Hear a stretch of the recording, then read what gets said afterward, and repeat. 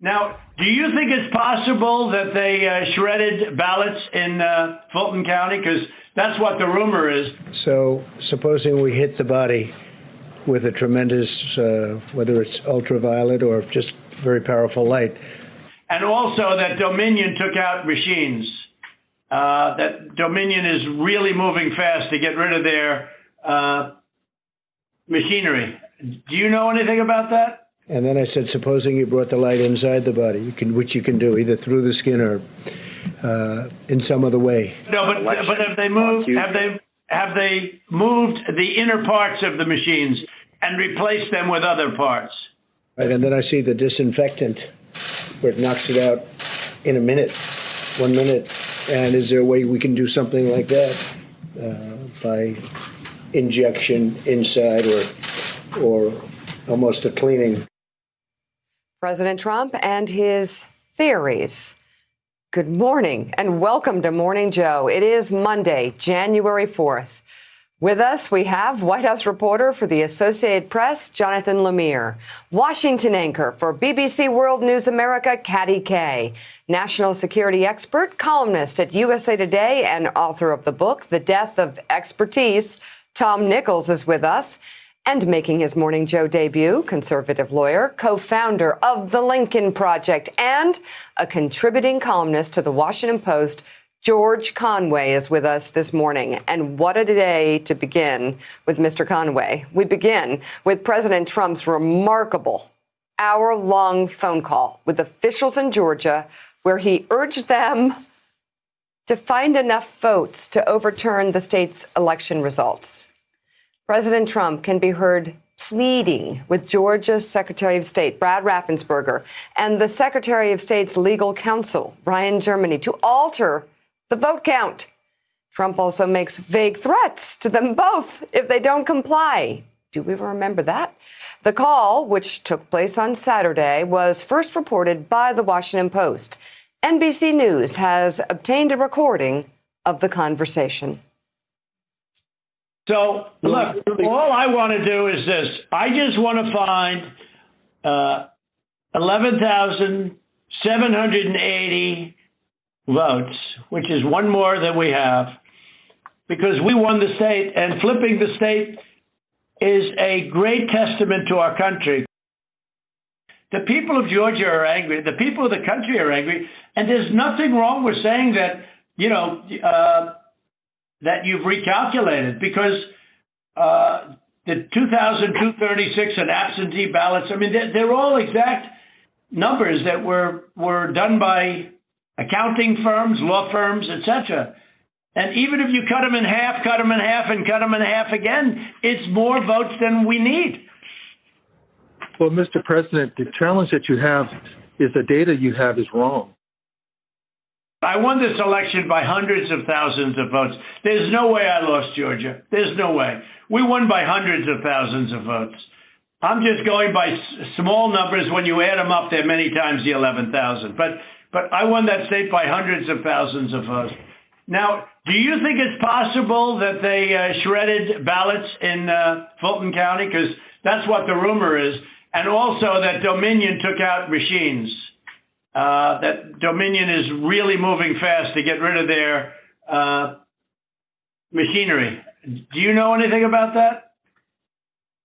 Because that's illegal. This is Ryan Germany. No, Dominion has not moved any machinery out of Fulton County. We're having. Well, but have they moved? Have they moved the inner parts of the machines and replaced them with other parts? No. You sure, Ryan? I'm sure, Mr. President.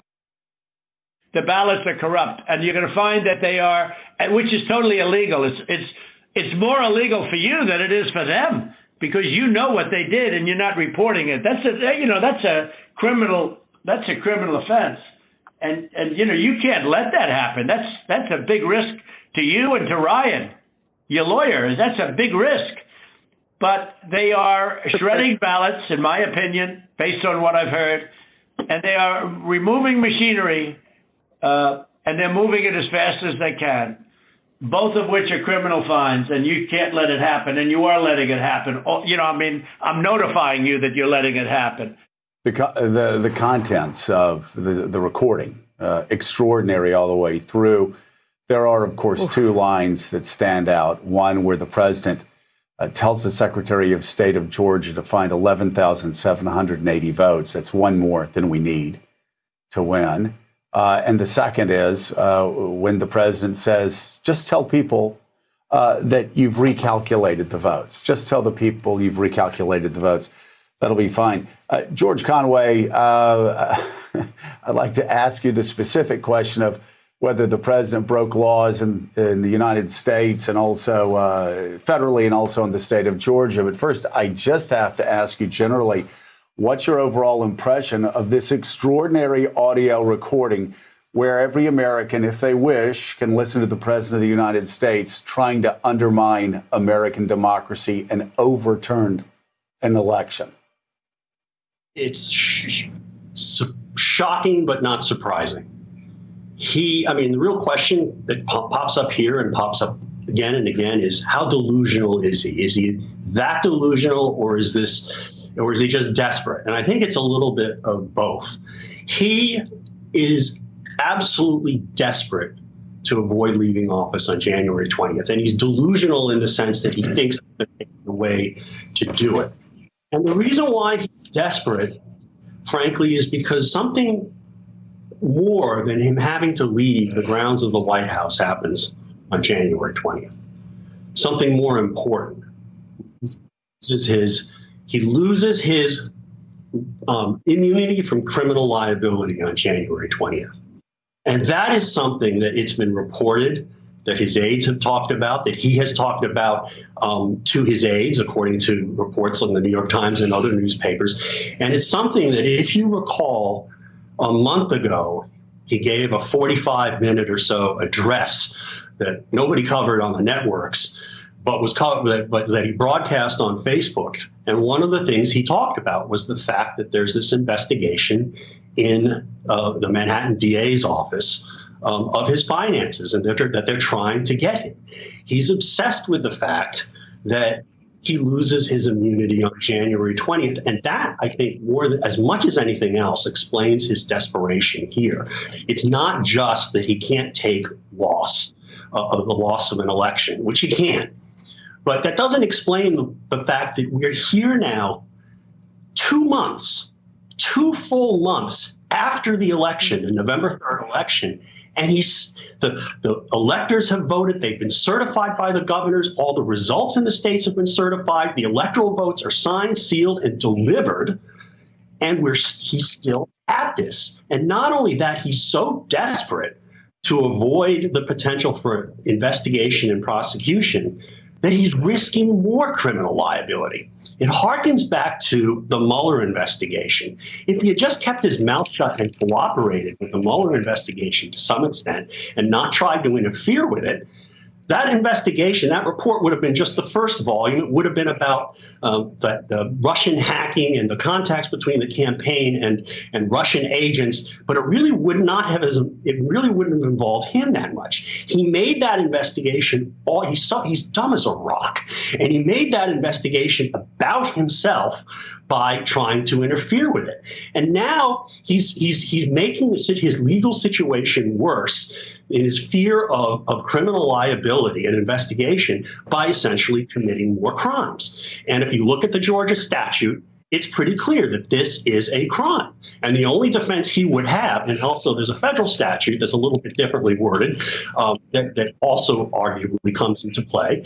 But his only defense to that, to a criminal prosecution on that score for this phone call would be that he's so delusional that he actually believes that he won this election, that he believes all the things that he said. And maybe he's convinced himself of that. But, it's like if I broke into your house and I claimed it was my house and I was arrested, it might be a defense if I truly, truly believed it was my house. But I can't establish that just by saying, oh, I told 50 people that it was my house and I made a big deal of it. And, Lynn Wood and Sidney Powell and Rudy Giuliani told me it was my house. Not going to quite work. And especially when you're basically the world's biggest known liar, which Donald Trump is. Yeah, and Jonathan Lemire, of course, this wasn't Donald Trump dialing the Secretary of State by himself. This wasn't Donald Trump conducting the call himself. He, of course, had his chief of staff, Mark Meadows, also involved in well, it sounds like a criminal conspiracy, actually, whether you're looking at the Georgia statute or whether you're looking at the federal statute. Let's listen to Mark Meadows engaging in this attempt to undermine American democracy, to participate in a coup, to throw out the results of an American election. What I'm hopeful for is there some way that we can find some kind of an agreement to look at this a little bit more fully. The president mentioned Fulton County, but in some of these areas where there seems to be a difference of where the facts seem to lead. And so, Mr. Secretary, I was hopeful that, in a spirit of cooperation and compromise, there's something that we can at least have a discussion to look at some of these allegations to find a path forward that's less litigious. Well, I've listened to what the president has just said. President Trump,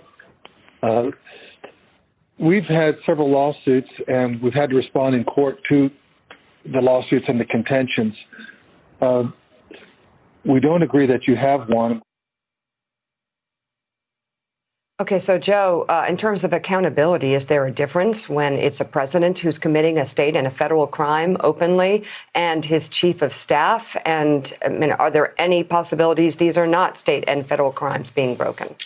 Well, I'll leave that to election lawyers. It is, though, for Mark Meadows, one more dark stain on his public record. Here he's participating, Jonathan Lemire, after 3 recounts in the state of Georgia.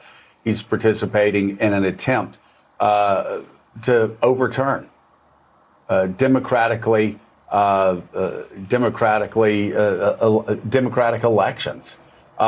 Trying to overturn an election result in the state of Florida, sitting there with a president who's asking for 11,780 votes to be found, the sort of thing that we used to talk about the 1960 election.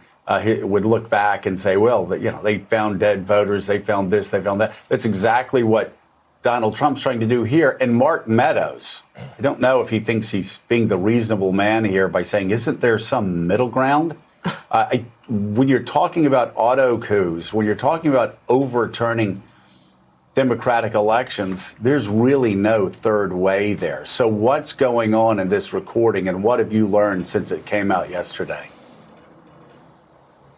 Well, Joe, we've known now, covering this president for 4 years, that he often, late at night in the White House residence, will get on the phone, usually often without an aide present, and will call, elected officials, call allies, and float wild conspiracy theories. That was not this. This was a call where the chief of staff was present. There were lawyers on the call. This had in the inner circle of the White House, which is indeed shrinking by the day. The president had the White House's blessing to make this phone call. And certainly Chief of Staff Meadows, who, as you say, often tries to present himself as the reasonable voice of compromise, is knee-deep in this. And let's remember, this is a president who has spent an entire year railing, making baseless claims of voter fraud, making extraordinary, wild accusations and conspiracies that the election was rigged, that its results couldn't be trusted, that they were illegitimate. When it does seem like it's in this call, and Democrats were quick to pounce on this yesterday, Joe, that he's the one participating or trying to participate in election fraud, and only stopped by a Republican Secretary of State of his own party, that in Georgia. It is an extraordinary undermining of the democratic process. He knew exactly how many votes he needed. He knew what number to ask for, and he was rebuffed. But this goes to show that he is not accepting the results of this election. He's undermining the democratic process. There have been multiple recounts now in the state of Georgia. It has found zero evidence of any sort of widespread voter fraud that would change the result there. And mind you, of course, even if the result of Georgia were to flip, which again, it won't, That wouldn't change the overall outcome of the election. Donald Trump would still lose in the Electoral College to Joe Biden. But it sets up what we have this week as well. First of all, the Electoral College vote certification is Wednesday, and we know the number of Republican senators have given license to the bid by those in the House to try to overturn this result, the latest effort to undermine democratic norms and to delegitimize Joe Biden's election. Also, of course, tomorrow is the Georgia runoffs, the 2 Senate seats there that are the control of that body of Congress. The president is supposed to go to Georgia tonight to rally Republicans to do this. A lot of Republicans I've talked to since the release of this tape are petrified as to what he will say on stage, if he will do far more harm than good as their party tries to cling to power and prevent the Democrats from controlling all 3 bodies of government. You do hear that, as Mr. Conway pointed out, desperation in his voice, Joe, asking again, are you sure? Are you sure? And sort of veiled threats. But also the totality of the stupidity here that he was talking about is that this is a call with the Georgia Secretary of State and an attorney. Like, did they really think that this was a call nobody would hear about as they openly tried to break laws to overturn the election? Well, with an attorney present and many present in the room. The guy's got political instincts, but as George Conway said, he's just not smart. I mean, he so many of the things that have caused Donald Trump his biggest challenges. It hasn't been the liberal media. It hasn't been Democrats. It hasn't been the resistance. It's been Donald Trump committing one self-inflicted wound after another, shooting himself in the foot politically time and time again. And he's done it again here, Tom Nichols. And the only question is, where is your party, your former party, and my former party? You actually have about a dozen members who are following the president over this cliff. And once again, we find ourselves, I find myself thinking back to what Jonah Goldberg wrote in December. And when Jonah said, if I had predicted 6 months ago that Donald Trump would be doing this after the election, Republicans would accuse me of having Trump derangement syndrome. Mm-hmm. But it's much worse than that. Now, those same senators that would accuse me of having Trump derangement syndrome 6 months ago are now some of the same senators who are helping the president try to overturn the election results. And here we are. It keeps getting worse. You almost expect this to be a candid camera script where Alan Funt and Donald Trump walk out from behind the curtain at the end and say, we were just joking. We wanted to see how far you guys would go. And my God, punked. You shocked us all. Or maybe an episode of Punked for people from this century. But yeah, it is outrageous how far these Republicans are willing to follow this president over the cliff, even after this tape. Well, first of all, it's great that we're all remembering Alan Funt.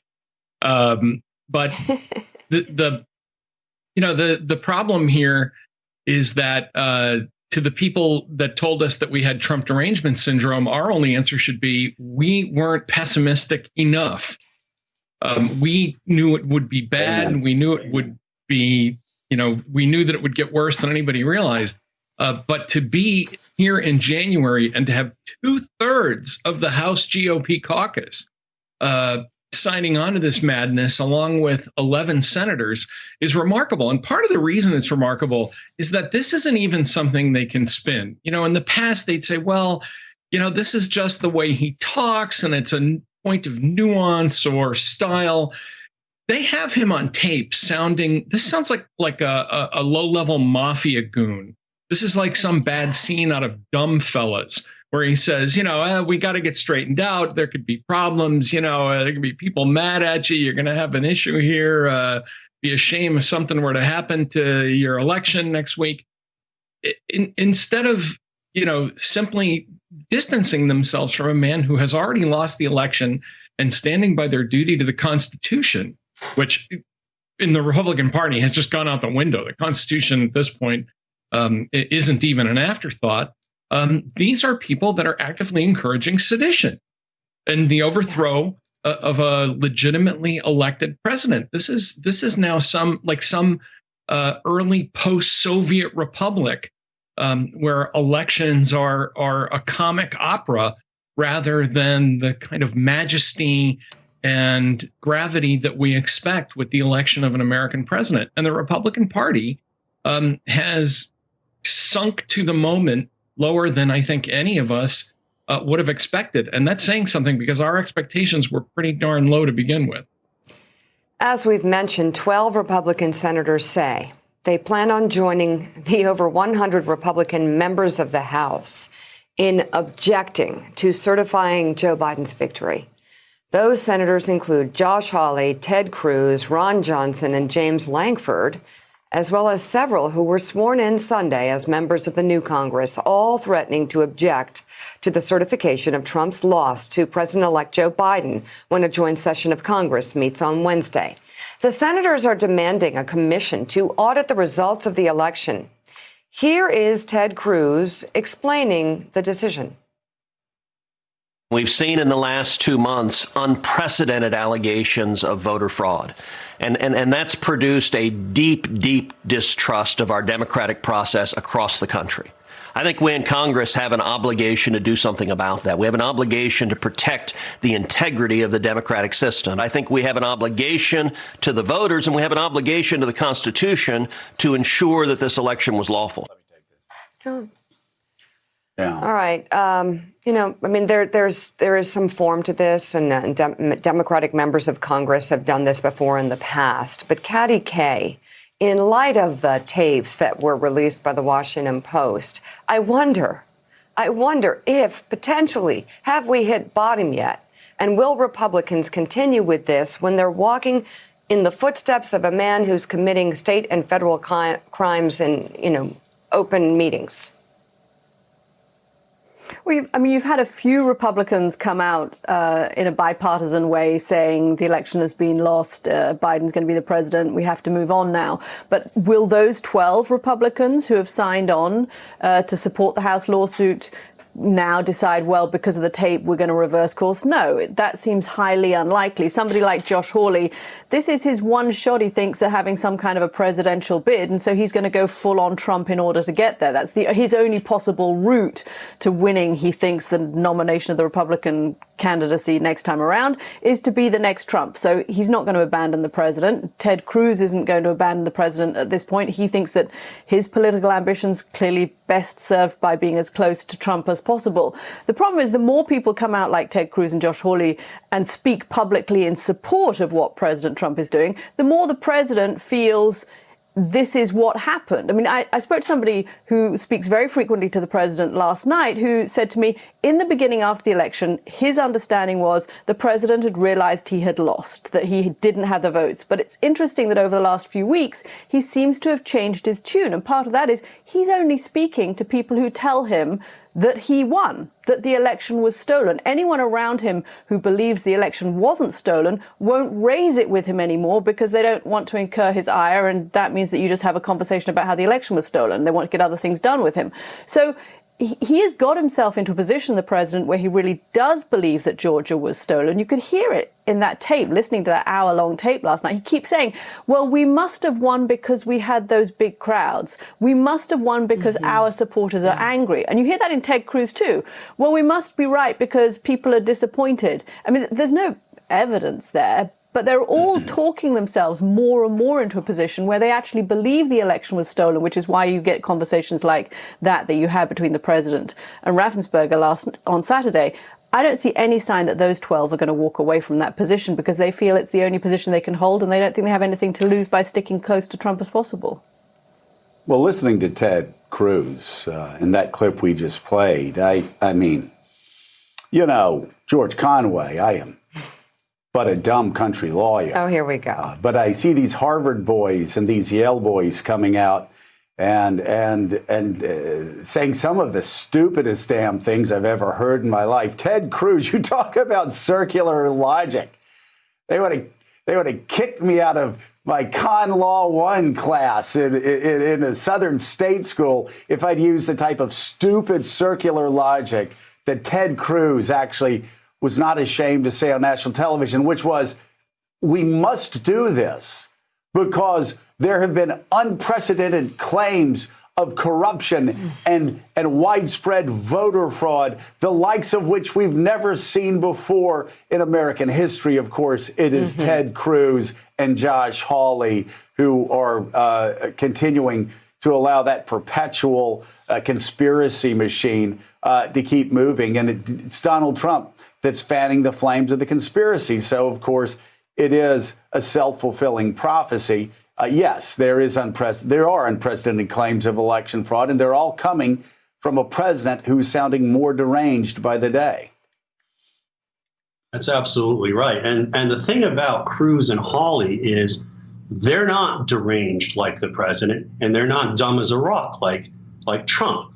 I mean, some Republican told Olivia Nuzzi the other day, apparently, that the reason why a lot of people in the Republican Senate caucus were angry at Hawley was because he's not a moron like Louis Gohmert. And that's absolutely right. And the same is true of Cruz. They know better. OK, they both clerked, Hawley clerked for Chief Justice Roberts. Cruz also clerked for Chief Justice Rehnquist. These are guys who were at the top of their class at Harvard, in the case of Cruz, and Yale, in the case of Hawley, law schools. They know how to read a statute such as Title III USC Section 15, which says how the votes are counted. And what you do is when the governors of the states have certified the identity of the electors and you have valid electoral certificates from those certified electors, that's it. There's no basis for an objection, there's no basis to even send the matter to both houses of Congress to vote. They're not allowed to sustain the objection under Title III, Section 15. And so this is all just a ruse, apart from the fact that they don't have the votes in either house of Congress. It's all about, as Caddy said, it's all about trying to control the Trump lane to the GOP nomination in 2024. It's all about ruthless ambition. And for a guy like Cruz, who in May of 2016 recognized and said publicly that Donald Trump was the most narcissistic person we'd ever seen in American politics and was a pathological liar, and completely nailed who Donald Trump was at that point in time. And for someone like him, whose family was trashed by Donald Trump, to come out now and participate in the facilitation of these lies that Trump has now sent into the echo chamber of the conservative world is appalling. And that's what's going on now. Is like, okay, Trump takes some lie that he reads on, that usually comes out of the Q 4chan internet ecosystem of lies, repeats it. Other people repeat what he's saying, and then, the American people are concerned about an election. The people of Georgia are angry.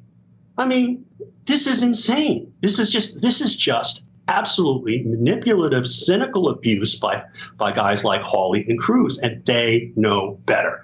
They just don't care. 2 Georgia Senate seats at stake. Control of the Senate on the line. If Republicans win one of those or both of those, they stay in charge in the U.S. Senate. Rachel Maddow, Brian Williams, and Steve Kornacki will break down the results county by county. The challenge for Democrats is to try to get to Biden levels of turnout and support. With analysis from Joy Reid and Nicole Wallace, Georgia runoffs fight for the Senate. Tonight at 7 on MSNBC. We are not here to curse the darkness. We are here to light a candle. I'm Chuck Rosenberg. On my podcast, The Oath, I talk with people who served with integrity and honor, men and women who light the way. This week, former New Zealand Police Commissioner Mike Bush. Particularly with first-time offenders, you want to give them a chance. You don't want to automatically put them on that justice cycle where they end up in jail. If you can intervene with a young person, do something different, and send them on a different path, that's why you come to work. Join me for Season 4 of The Oath, an MSNBC podcast. Search for The Oath wherever you're listening right now and subscribe. New episodes every Wednesday. Yeah, notably, Senator John Cotton is not joining the ranks of Hawley and Cruz with this. We want to bring in that important context we were talking about. The last 3 times a Republican has been elected president, Democrats in the House have brought objections to the electoral votes in states the Republican nominee won. In 2005, Senator Barbara Boxer of California lent Senate support to the move when she objected to George W. Bush's electoral votes in Ohio, citing voting irregularities in the state. The move was praised at the time, including by Senator Dick Durbin, who said in part, some may criticize our colleague from California for bringing us here for this brief debate. I thank her for doing that because it gives members an opportunity once again on a bipartisan basis to look at a challenge that we face, not just in the last election in one state, but in many states. Compare that to Durbin's tweet last Wednesday on the Republicans' efforts. The political equivalent of barking at the moon. This won't be taken seriously, nor should it be. The American people made a decision on November 3rd, and that decision must and will be honored and protected by the U.S. Senate and House of Representatives. In 2005, Durbin was not alone when Senator Chris Van Hollen of Maryland, then a House member, issued this press release on Boxer's efforts. It reads in part, I believe that Senator Barbara Boxer and Representative Stephanie Tubbs Jones have performed a very valuable public service in bringing this debate before the Congress. As Americans, we should all be troubled by reports of voting problems in many parts of the country. But then last Wednesday, Holland tweeted, Senator Hawley's actions are grossly irresponsible. He's attempting to undermine our democratic process, fuel Trump's lies about voter fraud, and delay the certification of Biden's win. In the end, this reckless stunt will fail, and Joe Biden will become president on January 20th, 2021. 15 years ago, Senator Ed Markey of Massachusetts, then a member of the House, also praised Boxer's 2004 effort and supported her challenge, saying in part, I thank Representative Tubbs Jones and Senator Boxer and Representative John Conyers for forcing this institution and thus our nation to debate the quality of our democratic voting process and to consider whether it meets the expectations of its people. Compare that to what he told the Washington Post this past weekend. There's a political invasion of the body snatchers, which is taking place. Donald Trump and his supporters are now actually able to create a situation this coming Wednesday where people who are senators and House members are going to vote for something that is absolutely and totally untrue. So the point is this. Democrats should probably hold their criticism on this one. Leave the criticism to the true conservatives, though it's worth noting that in 2004, and here's the big difference, John Kerry conceded quickly after losing a close election, later saying he believes he was right to make a timely concession for the greater good of the country. Unlike Trump, Kerry did not push unfounded conspiracies for months on end and never suggested the election was stolen or, quote, rigged. All right, well, you know, we're fortunate. We happen to have a few conservatives with us this morning, true conservatives whose bodies weren't snatched, to borrow the words of Ed Markey, during the age of Trump. Let's put up George Conway and Tom. And Tom, I'll start with you. It was stupid for Democrats to do that in 2005.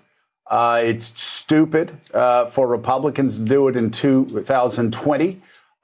It was undermining of the democratic process in 2005 just because Democrats were angry that George W. Bush won Ohio. The same is true in 2020. Obviously, the big difference is the scale. It's much larger.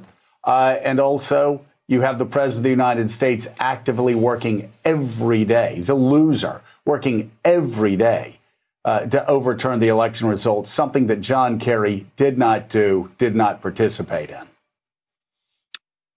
Yeah, when I was a Republican, I used to tell my Democratic friends, don't do stuff like this because down the line, someone else is going to do it to you and you're not going to like it. Don't establish these kinds of precedents. With that said, And, this is one of those mornings where I'm in the uncomfortable position where I'm going to defend something the Democrats did 15 years ago.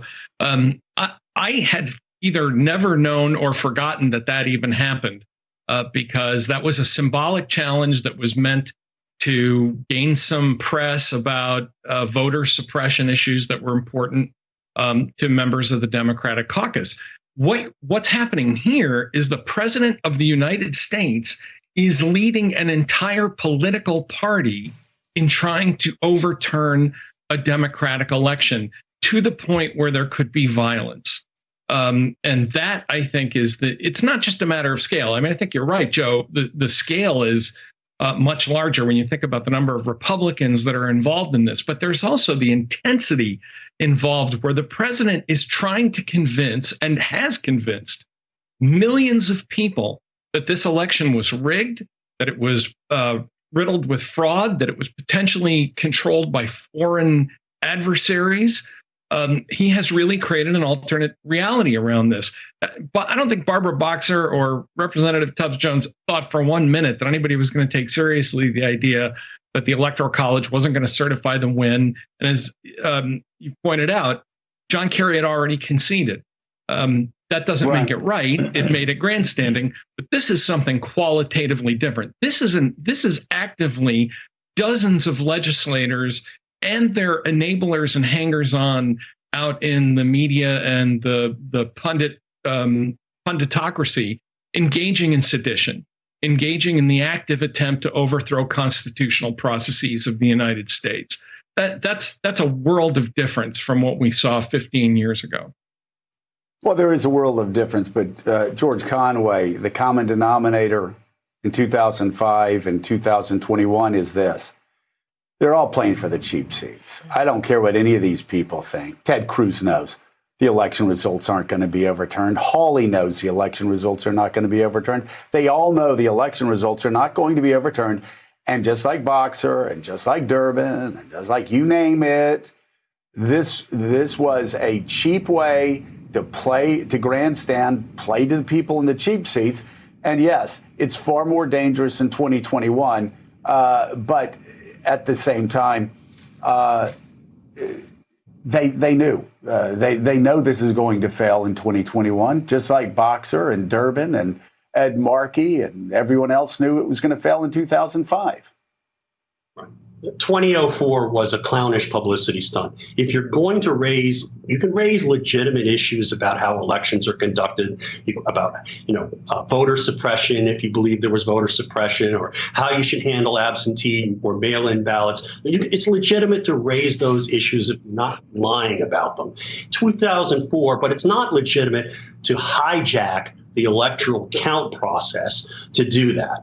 And to go to the violence point that Tom really well made is, Trump is out there now tweeting stuff like it's going to be wild on January 6th. He's inviting and retweeting tweets about people coming to Washington to do Lord knows what, and it's going to be groups like the Proud Boys who got kicked out of their hotel and QAnon and all of the crazies. He's encouraging them to come to Washington and on January 6th, and on the message boards, apparently, there are basically threats of violence that people are going to go and go up Capitol Hill and do Lord knows what.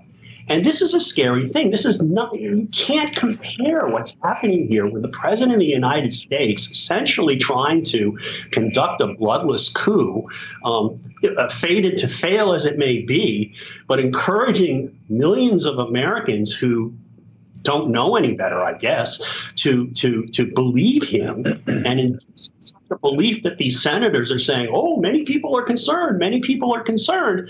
I mean, it's a totally different situation in that respect from 2004, although, the Democrats really did not cover themselves with glory, at least the ones who were objecting did not cover themselves with glory in 2004. And kudos to John Kerry for not buying into that. And that's the reason why, as Tom pointed out, I mean, I'd forgotten about this. I don't even think I remember that happened in 2004.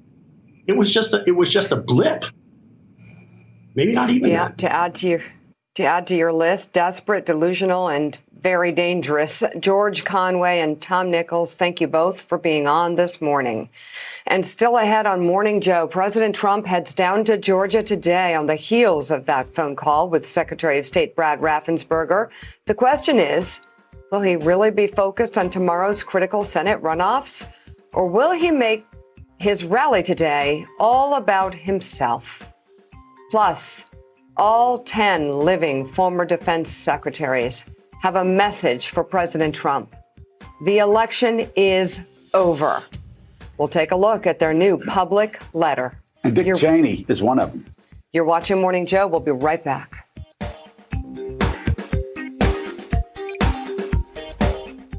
Hey, it's Chris Hayes. This week on my podcast, Why Is This Happening? I'll be talking with Josh Jezza about the absolutely mind-blowing story of Trump's Wisconsin Foxconn deal. The company did not really have a plan for what to do in Wisconsin. You know, employees I spoke to talk about being told to figure out something for Foxconn to make in Wisconsin. The big push toward the end of 2018 is just hiring the 260 people they need to get subsidies. No one knows what these people are supposed to do. And by the end of the year, they're just sitting around in this 1960s office building Foxconn has bought as its headquarters in Milwaukee, watching Netflix. That's this week on Why Is This Happening? Search for Why Is This Happening wherever you're listening right now and subscribe. Have you all heard about that recorded conversation?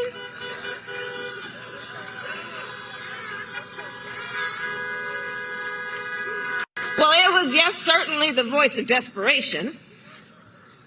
Most certainly that. And it was a bald-faced, bold abuse of power by the President of the United States. That was Vice President-elect Kamala Harris on the campaign trail yesterday in Georgia. Still can't get used to the horns. I know. And the cars. I know. It's really something. But it has to be done. You got to do it. I understand you got to do it. I mean, we are going to be covering the effects of the coronavirus, which are appalling just devastating. At this point. It's actually getting worse. But yeah, it is. That's why I would be really careful to project too many lessons from the 2020 campaign onto what happens in 22 or what happens in 24, because you had one political party campaigning in a way that was more effective politically, but also more dangerous, deadly, health-wise, more deadly. So that's fascinating. But you are right, Mika. COVID is exploding like never before, and it's my God. The death toll is skyrocketing right now. Now, President Trump is heading down to Georgia today, and he will hold a rally in the conservative stronghold of Dalton to the state's northwest. More than 3 million Georgians have already voted in the runoff. That is nearly 39% of all registered Georgia voters, and shatters the previous total turnout in a Georgia runoff set in 2008, when 2.1 million people participated.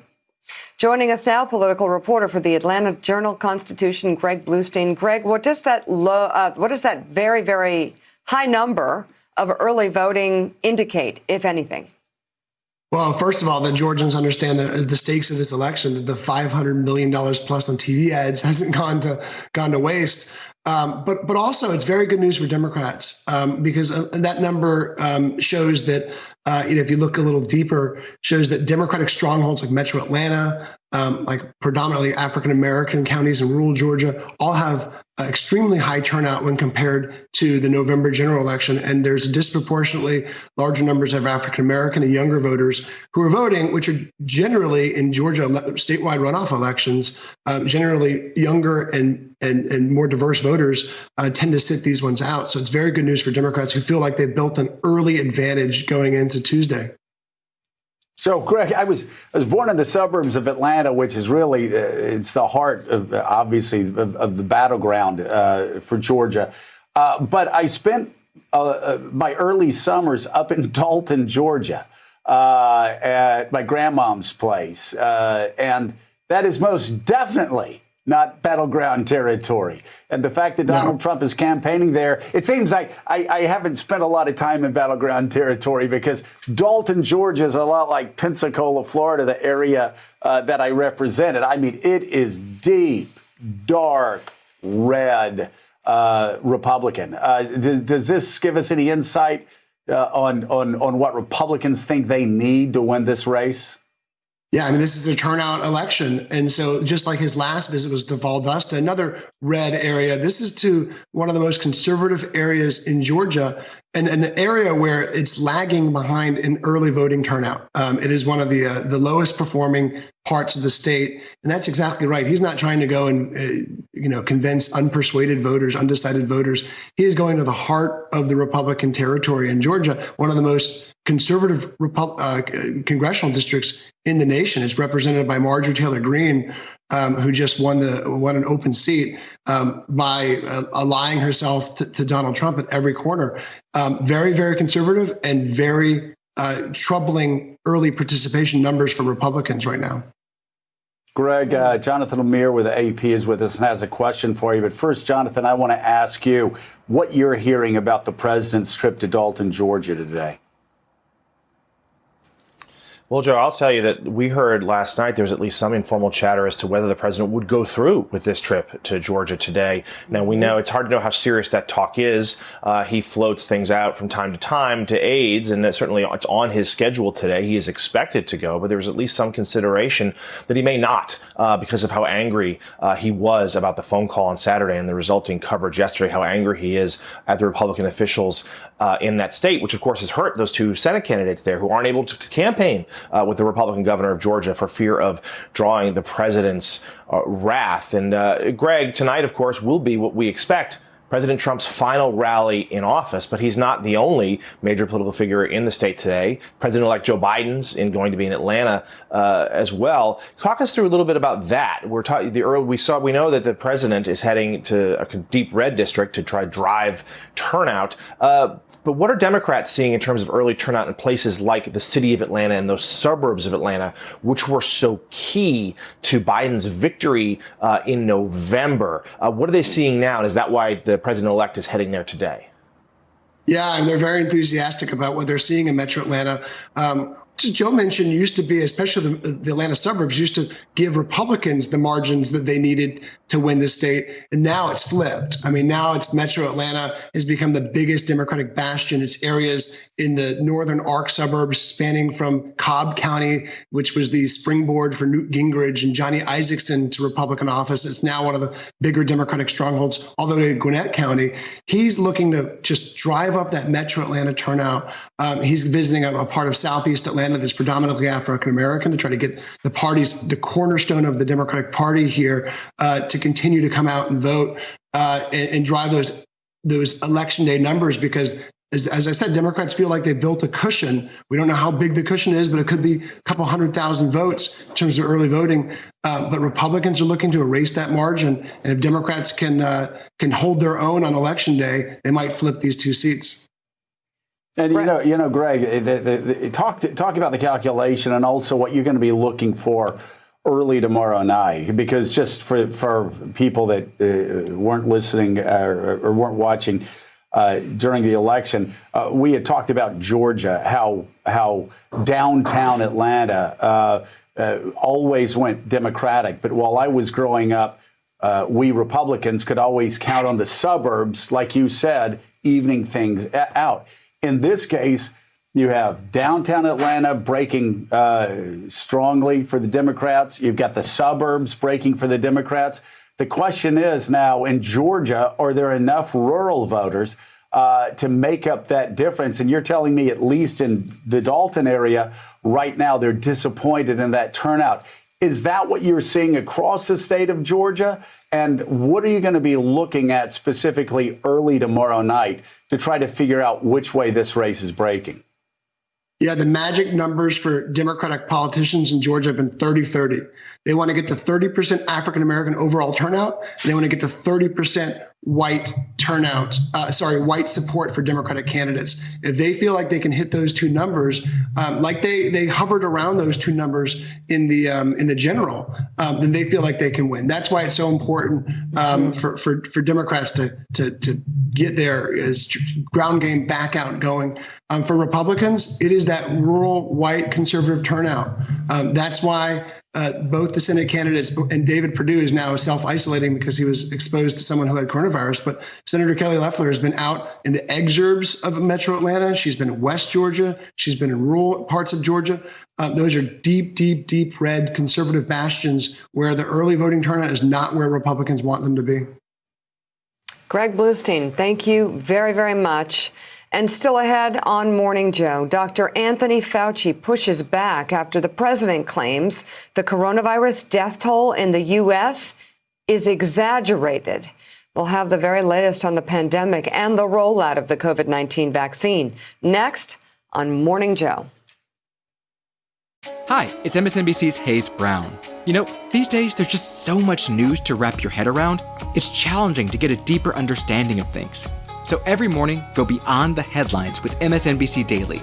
It features written perspectives from people you know and trust, including Trymaine Lee, Mehdi Hassan, Liz Plank, and Frank Figliuzzi. They'll take you inside the most important issues of our times.